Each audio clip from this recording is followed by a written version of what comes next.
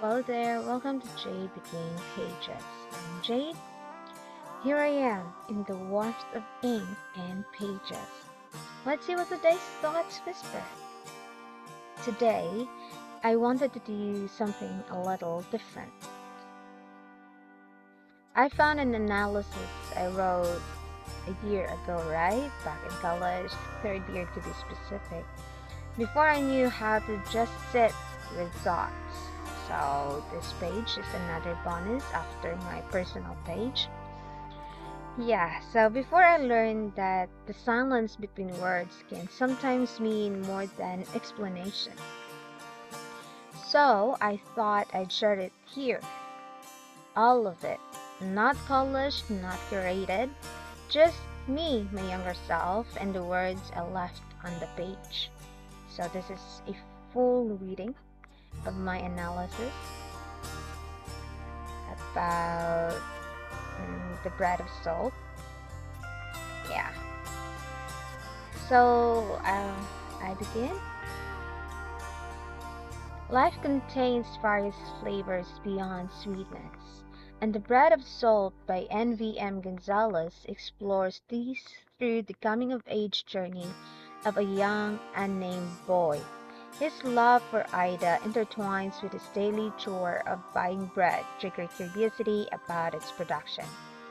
Pandesal, the iconic Filipino bread, symbolizes the narrator's life, a mix of appetizing simplicity, class struggles, and the emotional roller coaster of love, pride, and shame. Love, a powerful and transformative emotion, plays a central role in the boy's life. Enamored with Ida, he indulges in romanticized fantasies, imagining a future with her that exists far beyond the boundaries of reality. This romanticization becomes both a source of motivation and a potential pitfall. While imagination can inspire and comfort, it can also lead to harm when mistaken for perception. In the boy's case, his assumptions about Ida's feeling propel him to excel in music but also blind him to the unreciprocated nature of his affection.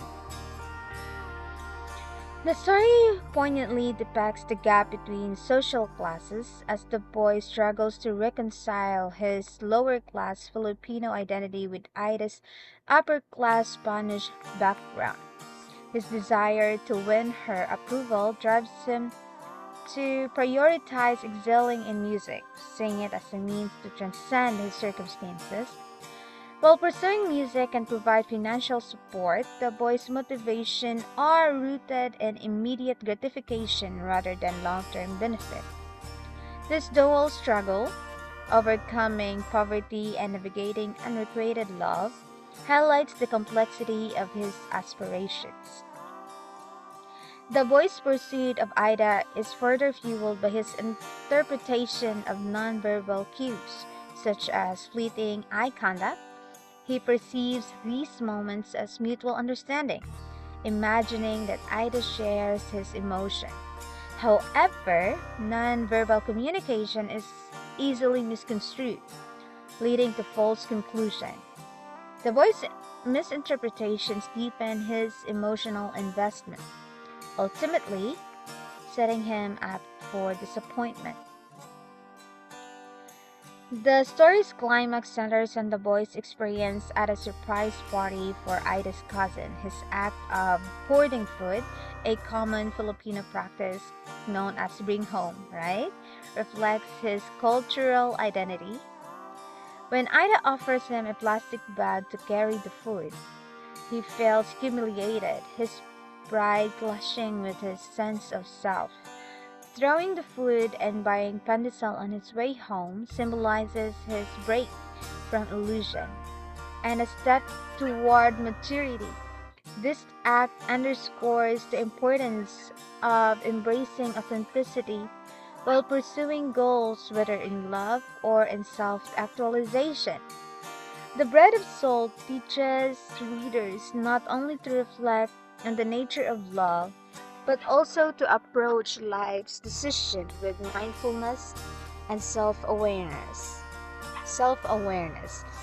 Its rich cultural context invites readers to understand the Filipino spirit, resilient, introspective, and quiet, enduring in the face of setbacks and personal humiliation. By blending universal themes with local flavors, Gonzalez crafts a narrative that resonates across boundaries. And that's it. All of it. My younger self trying to understand, trying to explain, trying to make sense. Actually, I also cited some ideas on my analysis, but yeah, just I only include here all the thoughts way back then. Yes. And listening to it now, it feels different because sometimes I wonder, wow, that idea is actually good.